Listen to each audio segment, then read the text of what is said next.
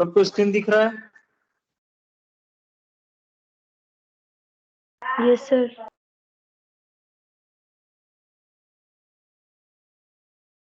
ठीक है, तो पहला यूनिट हो गया हमारा introduction to microwave and linear beam tubes and microwave cross field tubes भी हो चुका है। अब हम लोग जो यूनिट नंबर 5 में जा रहा हूं मैं, that is the microwave components and measurement. इसमें आपका पहला है rectangular cavity resonator, quality factor of cavity resonator, reentrant cavities, ठीक है, microwave hybrid circuit S parameter and their properties, क्या क्या माइक्रोवेव को ट्रांसमिट करने के लिए हम लोग क्या क्या यूज करते हैं, वेव गाइड्स हो गए, वेव गाइड टी देखेंगे, हाइब्रिड रिंग देखेंगे, वेव गाइड कॉर्नर्स भी देखेंगे, बेंड्स एंड ट्विस्ट, कैसे माइक्रोवेव सिग्नल को बेंड एंड ट्विस्ट प्रोवाइड किया जाता है, टू होल डायरेक्शनल कपलर भी देखेंगे, एस्पेरेट्रिक्स तो देखना ही है स्टार्टिंग में ही, सब कैश मैट्रिक्स देखेंगे, circulator, isolator and the hybrid coupler. उसके बाद जो नेक्स्ट इसका सेक्शन है माइक्रोवेव मेजरमेंट का है।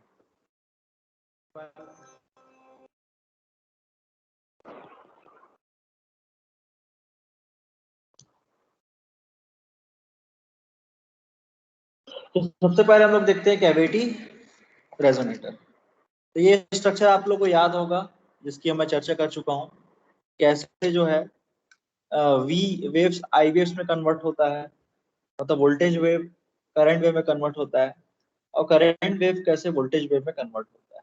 ठीक है, एक बार चार्जिंग ऑफ द कैपेसिटर होगा तो एट दैट टाइम जब चार्ज हो रहा होगा कैपेसिटर, तो उस समय आपका इंडक्टर डिस्चार्ज हो रहा होगा। इंडक्टर का डिस्चार्ज होना मतलब ये कहलाता है कि उसके अंदर की जो मैग्नेटिक फील्ड है वो कम हो रही है, मतलब करंट कम हो रहा है तो मैग्नेटिक फील्ड कम हो रहा है। और कैपेसिटर का चार्ज होना मतलब उसमें चार्ज डिपॉजिट हो रहा है, ठीक है, ज्यादा से ज्यादा चार्ज डिपॉजिट हो रहा है, इलेक्ट्रिक फील्ड बढ़ रहा है। तो कैपेसिटर के अंदर इलेक्ट्रिक फील्ड बढ़ रहा है और इंडक्टर के अंदर at that time magnetic field कम हो रहा है।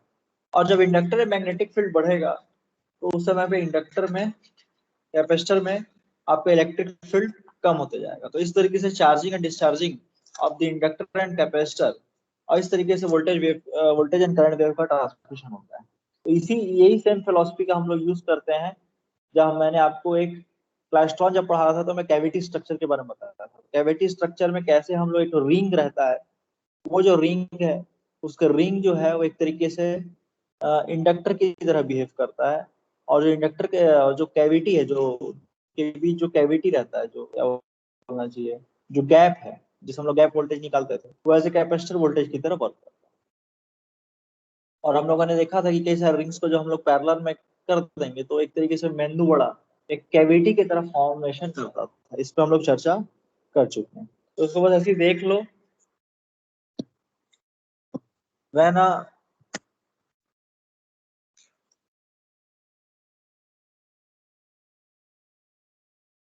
ठीक है, तो देखिए ये वोल्टेज एक तरफ हम लोग कम कर रहे हैं, उधर बढ़ रहा है, तो ये when a DC pulse is applied to the LC circuit, the voltage across the capacitor which discharge to the inductor exponentially and hence the voltage appear on the other end obeying the rule V is equal to minus L di by. The process continues with the current initiated and exponentially increasing. जब voltage decrease कर रहा है with the rate V is equal to minus L di by dt, so at that time current will increase exponentially. I is equal to C dV by dt.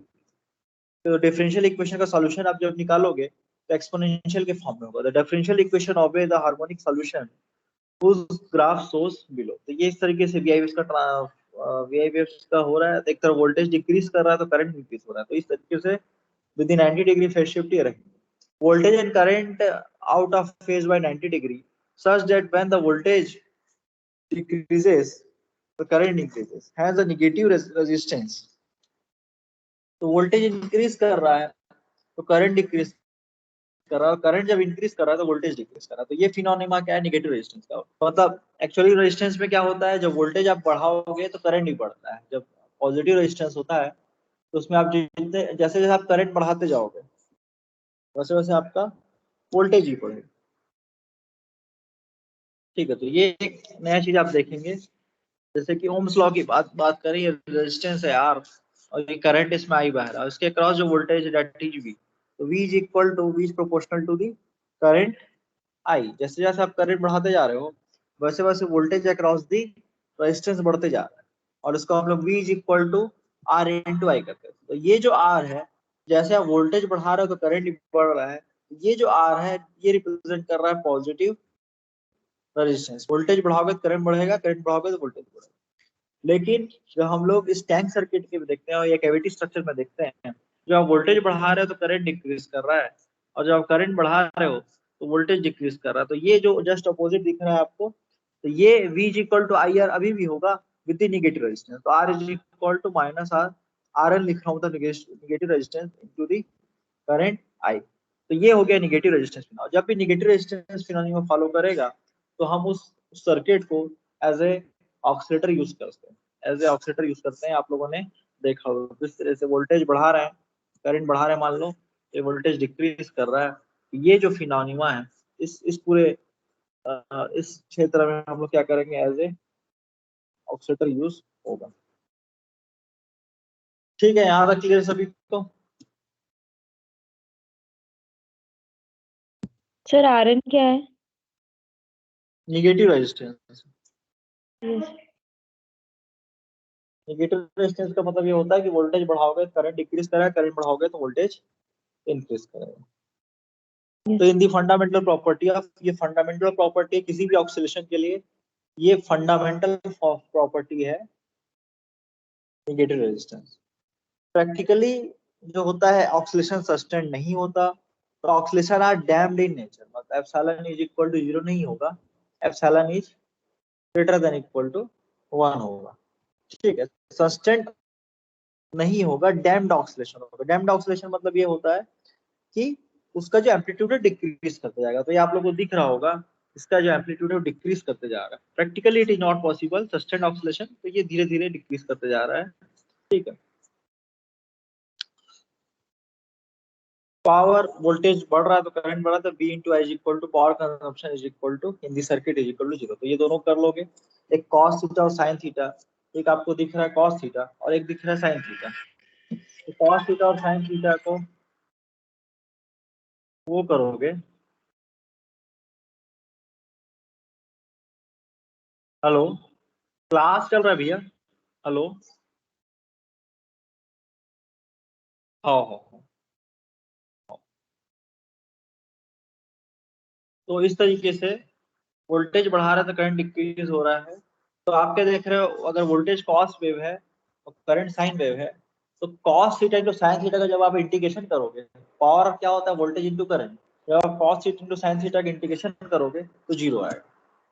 ये कर लेना, मैं नहीं कर रहा हूँ, ये आप कर लो 0 to 2 पाई, और आपका मान लीजिए वोल्टेज है Vm sin ओमेगा टी और करंट है Im cos omega T, D of omega T. ये जो आप करोगे तो जो पावर है दैट इज V इंटू आई, वो क्या होगा, 0 होगा। उसी चीज को power consumption in the circuit is 0।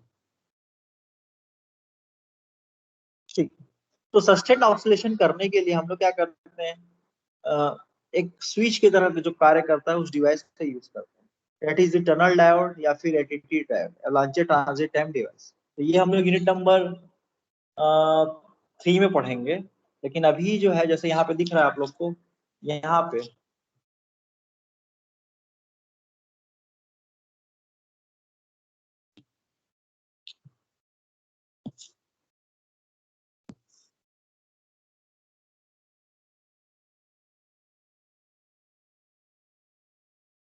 यहाँ तक किसी को डाउट है? No sir.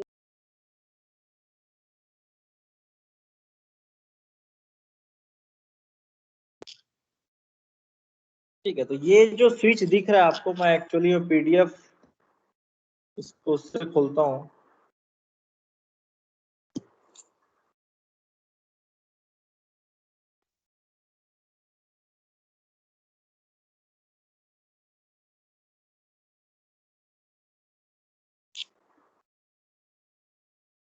ये ठीक है, ये सस्टेन ऑक्सीलेशन करने के लिए अब ये सस्टेन्ड ऑक्सीडेशन नहीं है, ये डिक्रीज होते जा रहा है, एम्पलीट्यूड इसका डिक्रीज होते जा रहा है। तो सस्टेन्ड ऑक्सीडेशन के लिए आप क्या डिवाइस लगाओगे, माइक्रोवेव डिवाइस लगाओगे, such like that tunnel diode या फिर ATT diode launches on this time device. ये प्रैक्टिकली सर, ये प्रैक्टिकल सर। तो ये सेम फिनोनिमा को हम लोग यूज करते हैं for the EM waves. Electromagnetic field H field में कन्वर्ट होगा और एच फील्ड मैग्नेटिक फील्ड में कन्वर्ट। तो मैं आपको बताया था ये एक रिंग है, ठीक है, और ये गैप हो गया, तो ये एज ए कैपेसिटर यूज हो रहा है और ये एज ए इंडक्टर यूज हो रहा है। ठीक है, अब इस रिंग को जैसे जब भी मैं फ्रीक्वेंसी को बढ़ाना है तो 1/2 पाई रूट ओवर LC, तो मैं L को क्या कर दूंगा, पैरेलल में कर दूंगा, तो मैं कई सारे रिंग्स कर देता था, कई सारे रिंग्स आपस में क्या है, पैरेलल में। जैसे जैसे मैं इंडक्टर की वैल्यू कम करते जाऊंगा तो फ्रीक्वेंसी ऑफ ऑपरेशन बढ़ते जाएगा। तो ये मैंने बता दिया है। तो ये रिंग एक तरीके से आप एक मेंदू वड़ा या सांभर वड़ा की तरह जैसे दिखेगा, ये ऐसा दिखेगा और चारों तरफ रिंग्स रहेंगे और अंदर का जो पार्ट है वो कैपेसिटर की तरह वर्क कर रहा है। तो ये एक तरीके से कैविटी स्ट्रक्चर है। तो हम लोग रेक्टेंगुलर कैविटी देख लेते हैं। तो रेक्टेंगुलर कैविटी में हम लोग कोई EM वेव्स को ट्रांसमिट कर रहे हैं, तो कैसे वो जो है E टू H में कन्वर्ट होते जाएगा और H टू E में कन्वर्ट होते जाएगा फॉर दी ऑक्सीलेशन। तो ये पर्टिकुलर इसका एक डिस्टेंस रहेगा ताकि जो उसका ओवरऑल ऑक्सीलेशन है ऐसे हो के और ऐसे जो हो वो वर्केशन क्राइटेरिया को सेटिस्फाई करे। तो ये हो गया cavity structure, rectangular cavity structure. ये कुछ ऐसा है। रेक्टेंगुलर आपने वेवगाइड पढ़ लिया है, रेक्टेंगुलर वेवगाइड पढ़ चुका है। ये कुछ ऐसा है, ठीक है, 3 डायमेंशनल व्यू है। तो यहाँ पे हम लोग कुछ EM वेव्स दे रहे हैं, मान लीजिए आप H वेव्स दोगे, ठीक, तो ये कुछ ऐसा दिखता है, स्पाइरल, ऐसा करके स्पाइरल फॉर्म में जाता रहता है।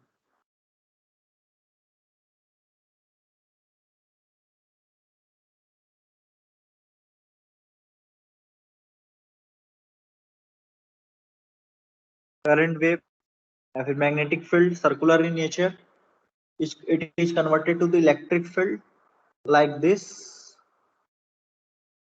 तो कुछ ऐसा बाहर जाएगा इलेक्ट्रिक फील्ड,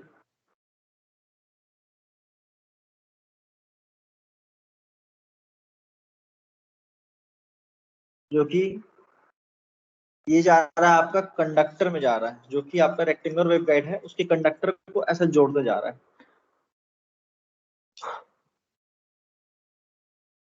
ये आपका कंडक्टिंग प्लेट्स मान लो, ये कंडक्टिंग प्लेट्स, ये सब पढ़ लिया, क्या बताऊं ये, ठीक है। तो यहाँ पे जब आप देखेंगे ये वेव गाइड है, तो ये वेव गाइड के जो एज में मतलब tangential electric field it will be always zero in the conductor, ठीक है। अब ये जो इलेक्ट्रिक फील्ड जो कि मैं एरो के माध्यम से दिखा रहा था, अब वो इलेक्ट्रिक फील्ड फिर से किस में कन्वर्ट होगा, आपके मैग्नेटिक फील्ड में। तो फिर से ये मैग्नेटिक फील्ड में कन्वर्ट हो गया, that is circular in nature. इसका एरो का डायरेक्शन मैं उल्टा कर रहा हूँ, ये हो गया E cross H is equal to phi follow करेगा। उसके बाद जो है इलेक्ट्रिक फील्ड कुछ ऐसा हो जाएगा, मैग्नेटिक फील्ड फिर इलेक्ट्रिक फील्ड कन्वर्ट होते जाएगा। इस तरीके से आप क्या देख रहे हो, जो ई फील्ड है, जो मैग्नेटिक फील्ड है, वो किसमें, मैग्नेटिक फील्ड किसमें हो गया कन्वर्ट, इलेक्ट्रिक फील्ड में। और ये इलेक्ट्रिक फील्ड फिर से मैग्नेटिक फील्ड जो कि ब्लैक से दिखाया, और फिर ये मैग्नेटिक फील्ड फिर इलेक्ट्रिक फील्ड में कन्वर्ट हो रहा है। तो इस तरीके से EMF का ट्रांसमिशन। और फॉर द सस्टेन ऑक्सीलेशन हम लोग इस उसको क्लोज्ड कर देंगे, वेवगाइड को, वेवगाइड को क्लोज कर देंगे और फिर सस्टेन्ड ऑक्सीलेशन प्रोवाइड करेंगे, एक पर्टिकुलर फ्रीक्वेंसी का वेव यहाँ से निकलेगा। तो ये सब आप लोगों ने देख लिया वेवगाइड में। तो rectangular waveguide can be can be coupled with T or TM feed for giving the pulse input, तो taking the oscillation output. तो ऑक्सीलेशन आउटपुट लेने के लिए हम लोग क्या देते हैं, या तो ट्रांसवर्स इलेक्ट्रिक फील्ड देते हैं या फिर ट्रांसवर्स मैग्नेटिक फील्ड। टी मतलब transfer electric and TM is equal to transverse magnetic. ठीक है, ट्रांसवर्स इलेक्ट्रिक मतलब क्या होता है कि electric field in transverse direction, मतलब ट्रांसवर्स मतलब प्रोपगेशन डायरेक्शन। तो प्रोपगेशन डायरेक्शन में इलेक्ट्रिक फील्ड की वैल्यू 0 होगी, मतलब उसका कोई भी कंपोनेंट नहीं होगा। ट्रांसवर्स मैग्नेटिक ये होता है कि transverse magnetic field in transverse direction, transverse direction मतलब डायरेक्शन ऑफ प्रोपगेशन, तो डायरेक्शन ऑफ प्रोपगेशन के डायरेक्शन में मैग्नेटिक फील्ड नहीं होगा। ठीक है, मान लो डायरेक्शन ऑफ प्रोपगेशन इस डायरेक्शन में है, तो इलेक्ट्रिक फील्ड उसके जस्ट परपेंडिकुलर होगा, that is the transverse electric field. अगर आप मैग्नेटिक फील्ड की बात करें तो इस डायरेक्शन में मैग्नेटिक फील्ड क्या होगा, ट्रांसवर्स डायरेक्शन में मैग्नेट जस्ट परपेंडिकुलर होगा टीएम फील्ड। तो T and TM feeding mechanism, कैसा इनपुट देना है ये आप लोगों ने देख लिया है। ठीक है, तो इस तरीके से हम लोग टी या टीएम मोड देते हैं फॉर द सस्टेनेबल ऑक्सीलेशन। तो coupling way of attaching input to output, that means you are giving energy for the oscillatory input. यहां तक किसी को डाउट है?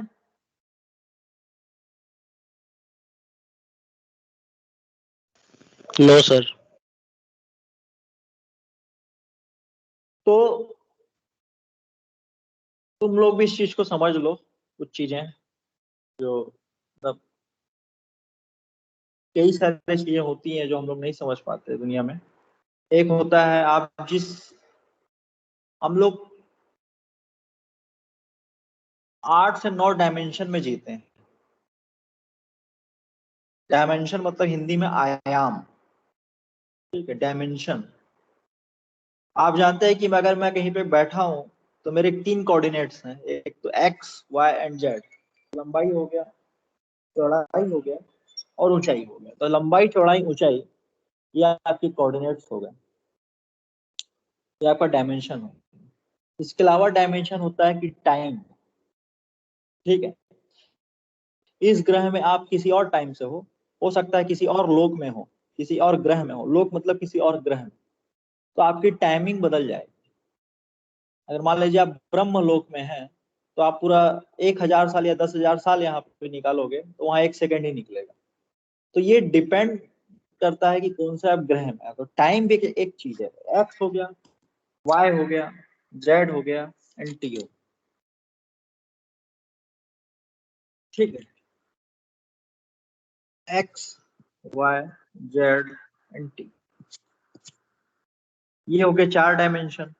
इसी तरीके से एक डायमेंशन होता है फ्रीक्वेंसी। ठीक है, फ्रीक्वेंसी एक डायमेंशन होता है। सर और स्पीड भी फ्रीक्वेंसी तो के हो सकता माध्यम, है। हेलो सर स्पीड भी तो हो सकता है। क्या हो गया? सर स्पीड भी तो हो सकता है, जो पर्टिकुलर कोई चीज है तो वो किस स्पीड से चल रहा है। तुम स्पीड बोल रहे हो? यस सर स्पीड सर, चाल। नहीं नहीं, स्पीड नहीं होगा, स्पीड नहीं होगा। स्पीड तो अपने अपने पे डिपेंड कर रहा है ना, दूसरे चीज पे डिपेंड करना चाहिए ना। चीजें एक्स वाई चीज थी, अलग चीज पे डिपेंड कर रहा है। फ्रीक्वेंसी भी है, और फ्रीक्वेंसी का भी अभी ऐसा बोला जाता है कि अगर अगर पूरे विश्व में 9 डायमेंशन का जब खोज हो जाता है तो विश्व फिर से पुनर्स्थापित हो जाता है। तो कहने का मतलब फिर से हम जीरो से स्टार्ट करते हैं जहां से हम स्टार्ट किए थे। अभी तक जो है हम लोग फ्रीक्वेंसी की भी खोज हो चुकी है। फ्रीक्वेंसी का मतलब ये है कि लो फ्रीक्वेंसी, आपका जो माइंड है वो लो फ्रीक्वेंसी पे काम करता है। जो इंटरनल स्ट्रक्चर, जो मतलब जैसे कि मान लो मैं बोलना चाहता हूँ तो मेरा माइंड एक तरंग पैदा करेगा बोलने का, और जो तरंग है, जो वेव है, वो बहुत स्मॉल फ्रीक्वेंसी का होगा। इस स्मॉल फ्रीक्वेंसी का यूज करके लोगों को कैसे काबू में किया जाए इसकी भी खोज हो चुकी है। फ्रीक्वेंसी आप पे भेजा जाएगा और आप ना चाहते भी वही कार्य करोगे। जैसे आपका मस्तिष्क आपके शरीर के अंदर जितने भी पार्ट्स हैं उससे कार्य कराता है, फ्रीक्वेंसी होगा। इसी तरीके से एनर्जी का ट्रांसमिशन, ये बहुत लोग कम लोग जानते हैं। एनर्जी, नई चीजें बता रहा हूँ। एनर्जी, एनर्जी भी एक डायमेंशन, ठीक है। आप लोगों ने देखा होगा कोई लोग मतलब बैठे बैठे यहाँ से एक एनर्जी प्रोड्यूस करते हैं और उस एनर्जी को प्रोड्यूस करके सामने वाले को ठीक कर देते हैं, ये आप लोगों ने देखा होगा, ठीक है। तो वो अपनी एनर्जी को ट्रांसमिट करता है। समझ में आ रहा है? Yes sir. ऐसा देखा है, ऐसा देखा होगा, भारत में ही देखने को मिलता है। अगर इसको तो यहाँ तक बोला जाता है कि मान लीजिए कोई व्यक्ति का पार्ट यदि नहीं टूटा है, मान लो वो भी पार्ट यदि नहीं, मतलब हाथ वगैरह नहीं कटा है, पैर वगैरह नहीं कटा है, या कुछ भी नहीं कटा है, तो उसको एनर्जी ट्रांसमिशन के थ्रू फिर से जिंदा किया जा सकता है। और ऐसा इस देश में कई जगह है जहाँ एनर्जी ट्रांसमिशन का यूज करके लोगों को ठीक किया जाता है, ठीक है। तो एनर्जी का ट्रांसमिशन, तो ये एक डायमेंशन है।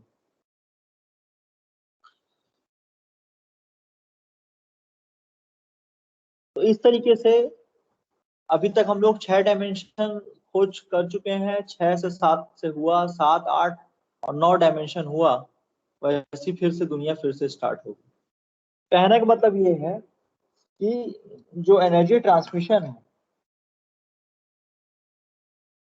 तो आप क्या करते हो, एक कपलिंग वे से एनर्जी देते हो इन द रेक्टेंगुलर वेवगाइड, और वो सस्टेनेबल ऑक्सीलेशन रहता है in the cavity.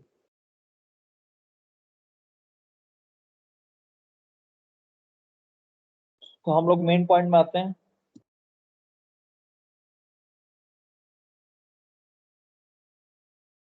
Consider a resonance typical, ये देखिए एक ये जो भी कैविटी, उसको हम लोग एक रेजोनेंट सर्किट की तरह देख सकते हैं। अब ये देखिए इसमें एक ट्रांसफार्मर है, एन क्रॉस एन रेशियो 1 का, with the source resistance RS and with the voltage VS। और ये एक आप एक सर्किट, एक टैंक सर्किट में आप क्या दे रहे हो, वोल्टेज दे रहे हो आर एंड सी।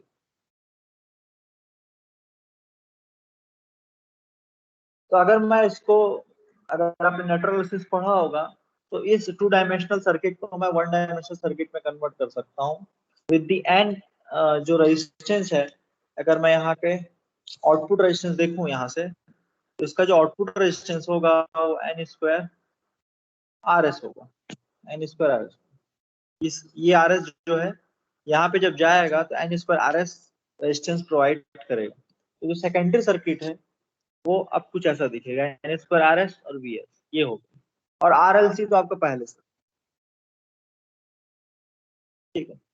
तो ये सर्किट एक कैविटी स्ट्रक्चर की तरह बिहेव करेगा। इक्विवेलेंट सर्किट बना रहे हैं हम लोग, ठीक है। क्वालिटी फैक्टर देख लीजिए, क्वालिटी फैक्टर आप जानते हैं omega L divide by R होता है। Quality factor is equal to omega L divide by R होता है, ये आप लोगों ने पढ़ा है। यहाँ से ओमेगा एल हो गया, total resistance in the series resistance कितना हो गया, R plus N square R. ये हो गया total series resistance, R plus N square R S is equal to क्या आ गया, ओमेगा एल, आर कॉमन ले लिए तो 1 plus N square R S divide by R. और ये N square R S divide by R को बोल रहा हूँ कपलिंग कोफिशिएंट। तो coupling coefficient K is equal to आ गया आपका N square R S divide by R. K is equal to 1 होगा, that is the critically coupling, ठीक है। Perfect coupling, maximum power transformation, ठीक है, maximum power transfer to the cavity. Power delivered to the circuit is completely matched and we are giving power completely। तो यहाँ तक किसी को डाउट है? और छुट्टी कितने होती है? 9 CL और OL 3 कैसे बच जाएगा? अच्छा, लिया हूँ नहीं लिखा है। यहाँ तक किसी को डाउट है? ठीक है। No sir. और तीन दो को कुछ नहीं था ना,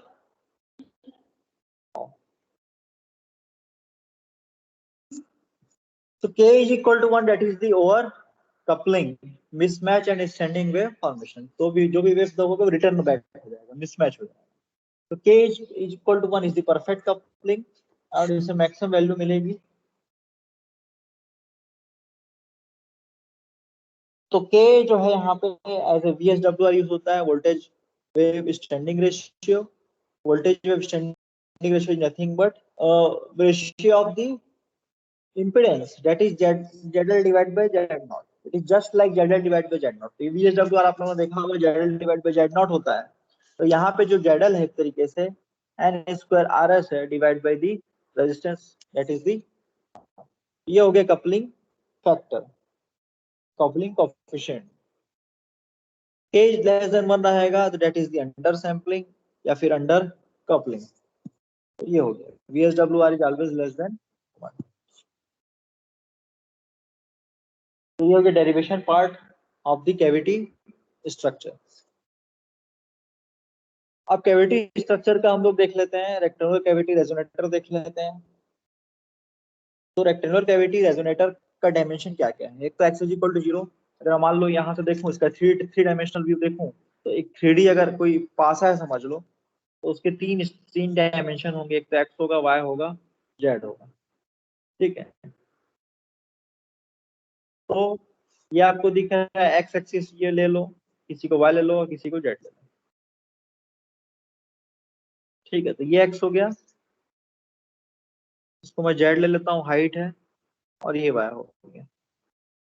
x की वैल्यू कहां से कहां तक वेरी करेगी? मान लो ये ओरिजिन पॉइंट है 0,0,0, तो ये जो पॉइंट होगा वो a होगा, दैट मींस a,b,c होगा या d होगा, d लिया जैसा भी।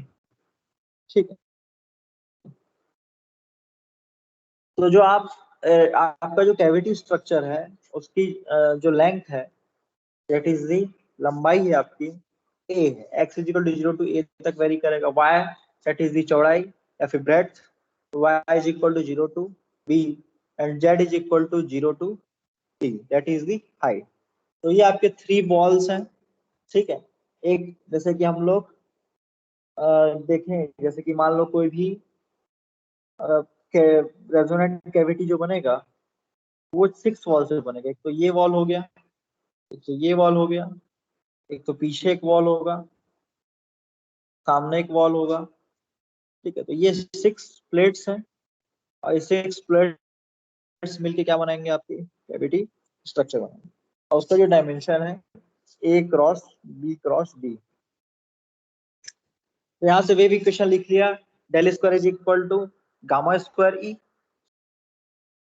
ये आता है मैक्सवेल इक्वेशन से, इसका हम लोग बात कर लिए हैं। ठीक है, मैक्सवेल इक्वेशन से आ गया ये, या फिर गामा की वैल्यू पुट करोगे, अगर फ्री स्पेस है तो अल्फा नहीं होगा, मतलब एटीन्यूएशन नहीं होगा, gamma is equal to J beta and beta is equal to क्या होता है? Omega root over mu epsilon. तो इसका स्क्वायर करोगे, गामा का स्क्वायर कर दोगे तो ये minus gamma square mu epsilon E आ जाएगा। ठीक, और ये जो है 3 चीजों पे डिपेंड करेगा, इसका जो फ्रीक्वेंसी है वो उसके डायमेंशन पे डिपेंड करेगा, that is the M pi by A का whole square, N pi by B का whole square and Q pi by D का स्क्वायर। ये पढ़े हो कि नहीं पढ़े हो कैविटी रेजोनेटर में, वेवगाइड में?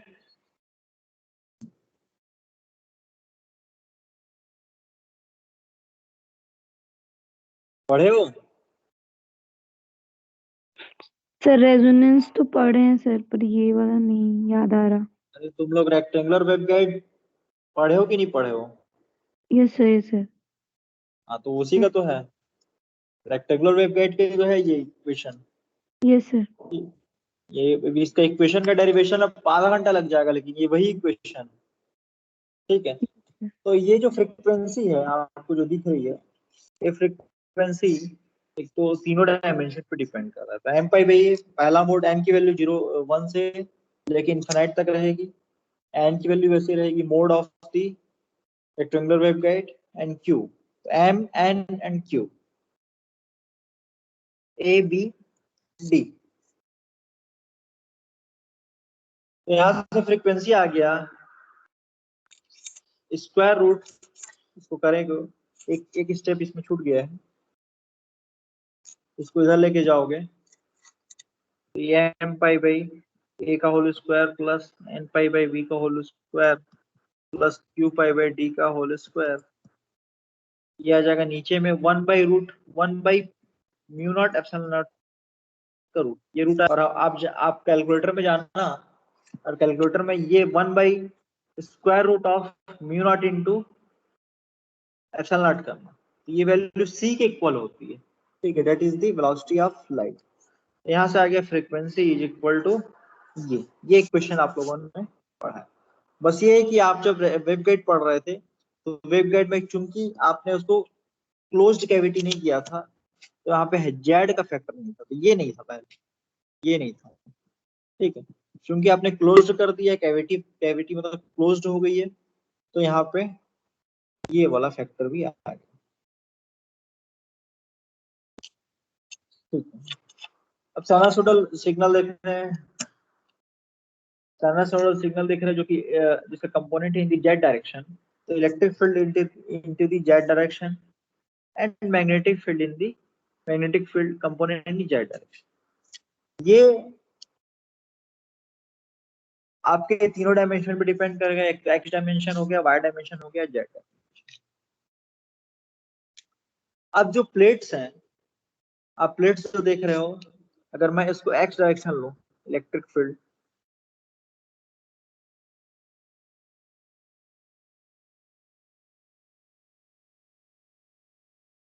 इसको एक्स ले लेते हैं मान लो, और ये वाले को जो ऊपर का जो प्लेट है उसको वाई ले लेते हैं, ये तो हाइट है, तो ये जेड। तो आप जानते हैं electric field in the conducting plate हमेशा ऑलवेज जीरो होता है, ठीक। Electric field in conducting plate is always zero, E tangential component is always zero, E tangential component always zero रहेगा, तो इलेक्ट्रिक फील्ड साइन के फॉर्म में रहेगा, ठीक है, क्योंकि साइन थीटा टाइम पे हर एक टाइम पीरियड में साइन थीटा की वैल्यू जीरो हो जाती है, तो वो साइन के फॉर्म में, ठीक है। या जब डेरिवेशन किया होगा तब tangential component is equal to zero put करते हैं तो साइन का फैक्टर आता है, ठीक है। वही चीज है यहाँ पे लिखा हुआ है, N pi by A, N pi by A into X, तो वही लिखा है, इसको M pi by A into X लिख दिया, साइन का फैक्टर, दैट इज दी इस डायरेक्शन में इस प्लेट में इलेक्ट्रिक फील्ड की जीरो होगी, उसी तरीके से इस फील्ड इसमें इलेक्ट्रिक टेंजेंशियल कंपोनेंट कंडक्टर में जैसे ही पहुंचेगा इलेक्ट्रिक फील्ड जीरो हो जाएगा, तो ये वाई डायरेक्शन में भी साइन थीटा इज जीरो, ठीक है। और जेड डायरेक्शन में कॉस थीटा लिखा है, क्योंकि जीरो नहीं है तो कॉस थीटा लिखा है, तो sine sine cos, sine sine cos, ठीक है। इस पर J omega T that is the direction of propagation, ये इसको डिपेंड किस फ्रीक्वेंसी का आप दे रहे हो उस पर डिपेंड कर रहा है, and the component that is the in the Z direction, तो ये हो गया।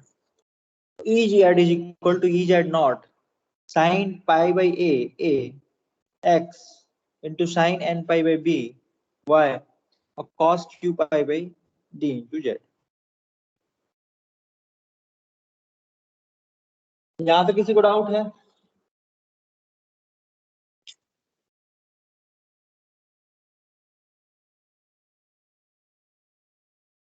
No sir. ठीक है, तो यहाँ पे x की वैल्यू आप जीरो पुट करो चाहे a पुट करो, ठीक है, x की वैल्यू जीरो पुट करो या फिर a पुट करो, तो साइन थीटा की वैल्यू, हाँ,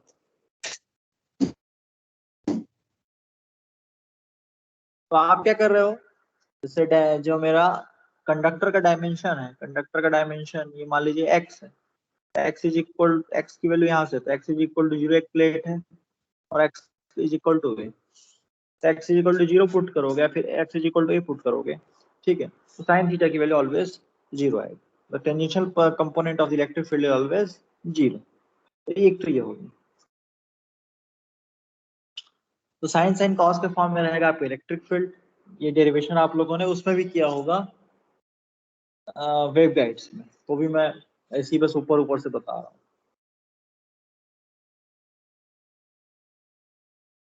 ठीक है। अब हो गया आपका फॉर दी ट्रांसवर्स मैग्नेटिक, ये हो गया ट्रांसवर्स मैग्नेटिक फील्ड, मतलब magnetic field in transfer direction Z, electric field in transfer direction Z. तो यहाँ हो गया आपका मैग्नेटिक फील्ड। तो मैग्नेटिक फील्ड आप देख रहे हो, मैग्नेटिक फील्ड क्या होता है, सर्कुलर इन नेचर होता है, सर्कुलर इन नेचर। तो एक्स और वाई जब डायमेंशन में निकालूंगा, एक्स एंड वाई, तो ये मान लीजिए एक्स है और ये मान लीजिए वाई, जेड तो आपका हाइट।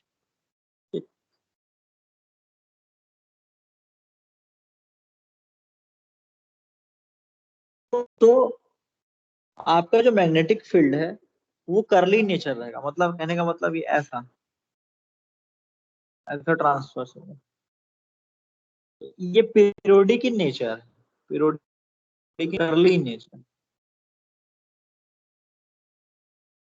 ठीक है। जब भी करली नेचर रहेगा तो ये दो फैक्टर से मल्टीप्लाई होगा, एक तो साइन थीटा और एक तो कॉस थीटा, ठीक है। तो साइन थीटा और कॉस थीटा को जब मल्टीप्लाई करोगे तब ये ऐसा करली फैक्टर आता है, हेलिकल स्ट्रक्चर, ठीक है, हेलिकल स्ट्रक्चर। तो आपको अपना, जैसे मान लो मैं जेड को यूज नहीं कर रहा हूँ, ये जेड यूज नहीं कर रहा हूँ, इसको भी रख देता हूँ। तो जब मैं ये दोनों कॉस को जो मल्टीप्लाई करूंगा, cos pi by A divide by X and cos N pi by B into Y, जब ये दोनों का मल्टीप्लीकेशन होगा तो आप जब इसका ग्राफ बनाओगे तो ये कुछ ऐसा दिखेगा, periodic in nature with like this helical structure. तो यहाँ पे आएगा आपका कॉस कॉस, ठीक है। और चूंकि tangential component of electric field 0 होता है, इस वजह से यहाँ पे साइंस है। तो sine sine cos and cos cos sine, तो ये हो गया टी मोड ऑफ ऑक्सीलेशन, ठीक है। तो कहने का मतलब ट्रांसवर्स इलेक्ट्रिक फील्ड क्या है, 0 है, मतलब ई ऑफ जेड, मतलब transfer direction electric field, transfer direction electric field 0 है। तो जैसे ही आप X Z is equal to 0, H Z की वैल्यू क्या हो जाएगी, 0 हो जाएगी। क्लियर है यहाँ तक सभी को? Yes sir. अब आप लोगों ने देखा होगा कि हम लोग T10 मोड कब लिखते हैं, 01 मोड ऐसा लिखते रहते हैं। उसके पीछे कारण ये है कि सबसे कम मोड कब होगा, जैसे ही आप मान लीजिए ये इसकी वैल्यू 0 0 पुट कर दी, X is equal to 0 put कर दी, Y is equal to 0 put कर दी, जेड की कुछ वैल्यू पुट कर दी, ठीक है। ये पूरा का पूरा इलेक्ट्रिक फील्ड ही 0 हो गया, मतलब कोई भी वेव ट्रांसमिट ही नहीं हो रहा है। ये तभी ट्रांसमिट हो सकता है जब आप क्या करें, m इज इक्वल टू 1 रखें, तो m is equal to 1, n is equal to 1 हो गया। तो साइन थीटा और साइन थीटा की वैल्यू 0 नहीं होगी। साइन थीटा की वैल्यू 0 कब होगी, जब m इज इक्वल टू आप 0 पुट कर देते, तो साइन 0 की वैल्यू 0 हो जाती है। इस वजह से m की वैल्यू 1 से स्टार्ट होगी, n की वैल्यू। थीटा में क्या होता है, कॉस में अगर हम कॉस 0 पुट कर दें, कॉस 0 की वैल्यू 1 होती है, तो यहाँ से q की वैल्यू 0 स्टार्ट होगी। तो कहने का मतलब इसका जो मिनिमम मोड होगा, जैसे हम लोग मोड को टीएम यहाँ पे 1 1 0 लिखते, कैसे लिखते हैं हम लोग, टीएम पहला डायमेंशन m, दूसरा डायमेंशन n, तीसरा डायमेंशन q। तो TM minimum mode can electric field exist करने के लिए m की वैल्यू 1 होना चाहिए, कि साइन थीटा की वैल्यू 0 नहीं होगी। यहाँ पे n की वैल्यू 1 पुट करोगे तो साइन थीटा की वैल्यू 0 नहीं होगी, लेकिन q की वैल्यू 0 पुट करोगे तो cos थीटा की वैल्यू 1 होगी। इस वजह से हम लोग q की वैल्यू 0 पुट कर सकते हैं। तो ये आपका ट्रांसवर्स मैग्नेटिक फील्ड आपको मिलेगा T11 मोड। अब उसी केस को यहाँ पे देख लेते हैं। तो यहाँ पे देखिए cos 0 की m की वैल्यू 0 पुट कर दोगे तो cos 0 की वैल्यू 1 होगी, मतलब मैग्नेटिक फील्ड एग्जिस्ट करेगा। n की वैल्यू 0 पुट कर दोगे तो भी cos 0 की वैल्यू रहेगी, दैट इज 1, तो भी मैग्नेटिक फील्ड एग्जिस्ट करेगा। और z is equal to 1 put, z is equal to 0 put कर दोगे तो पूरा खत्म हो जाएगा मामला, sin थीटा 0 हो जाएगा।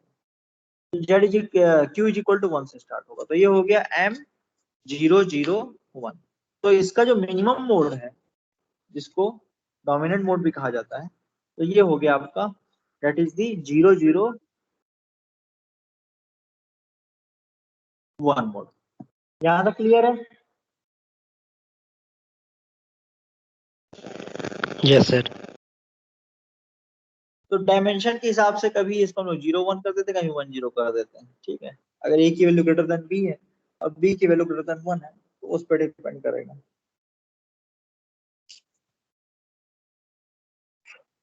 अब देखिए सिलेंड्रिकल वेवगाइड, तो सिलेंड्रिकल वेवगाइड में दो ही डायमेंशन है, तो आपका सर्कुलर जो है, एक दो आपको दिखा देता हूँ ऐसे ही बस नॉलेज के लिए।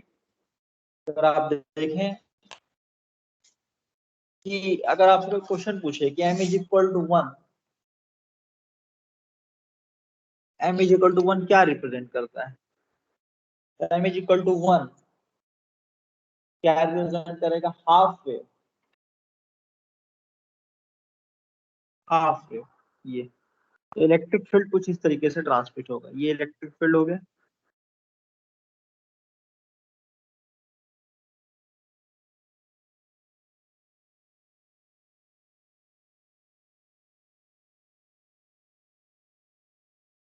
ये सही, यहीं पे m इज इक्वल टू 2 होता तो ये फुल वेव कहलाता, मतलब कि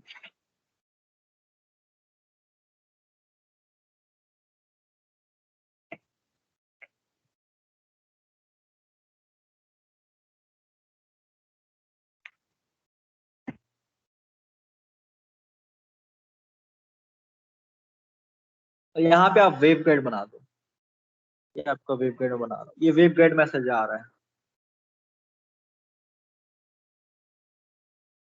कई सारे फैक्टर है, मैं एक चीज नहीं बता, एक चीज में नहीं बोल सकता, लेकिन ये वेव को जब आप सामने से देख रहे हो तो कुछ ऐसा दिख रहा है।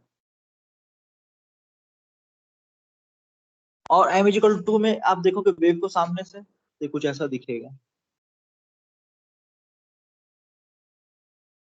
ठीक है।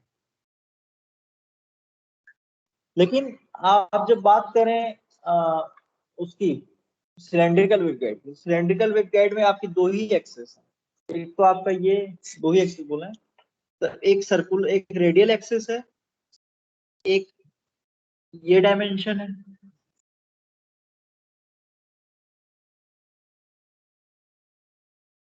ठीक है। तो ये कैविटी स्ट्रक्चर हो गया।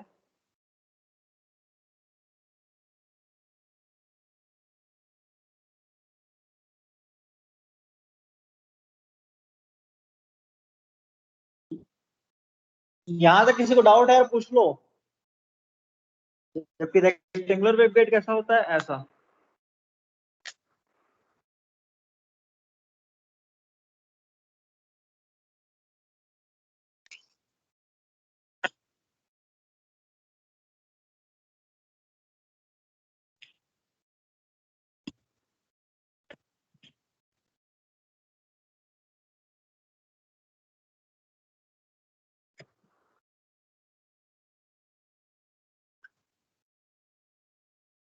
X Y Z coordinate, but in the case of cylindrical coordinate system, rho phi z, एक तो एंगुलर, कितने एंगल में वेव जा रहा है, कितने रेडियल डिस्टेंस पे वेव जा रहा है, और कितनी उसकी height, that is the Z.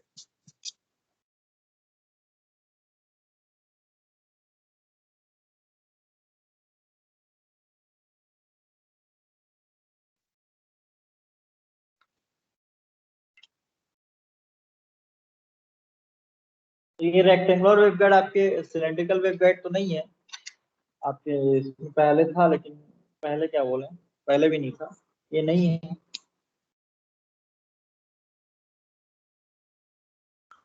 तो टी मोड बता दीजिए साहब, सिलेंड्रिकल वेवगाइड तो कुछ वेव ऐसा जाता है।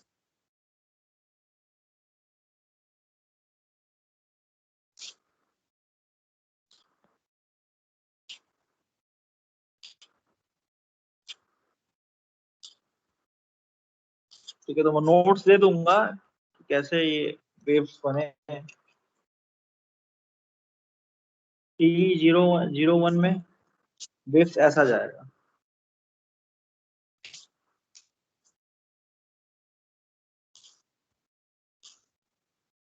क्लियर है? Yes sir. नोट्स पढ़ लेना तो हो जाएगा, तुम लोग को बस ऐसे ही बस बताने के लिए बता रहा हूँ मैं।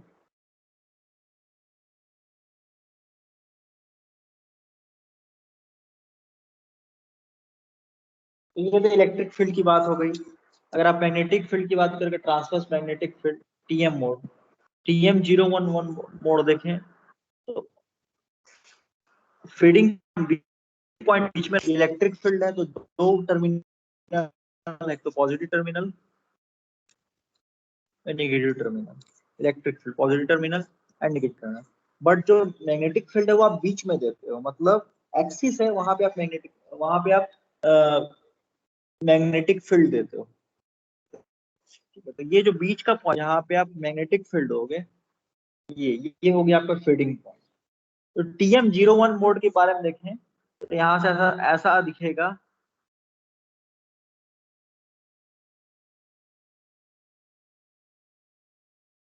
अंदर की तरफ जा रहा है। ये वेव क्या है, अंदर की तरफ जा रहा है, वो हम लोग को नहीं दिखा रहा हूँ मैं, वो अंदर ऐसा मुड़ के जा रहा है। इसी तरीके से TM11 मोड देखो,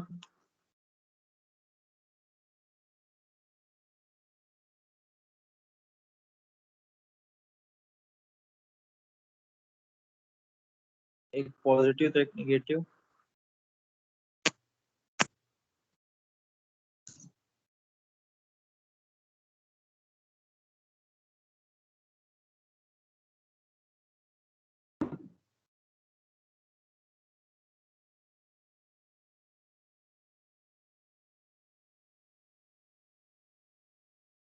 तो transverse magnetic field and transverse electric mode of oscillation.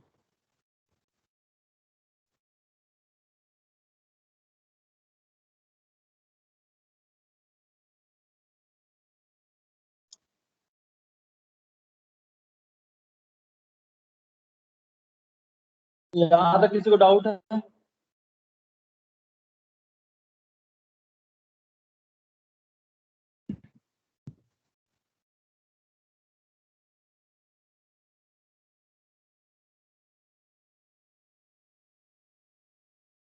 तो ये हो गया आपका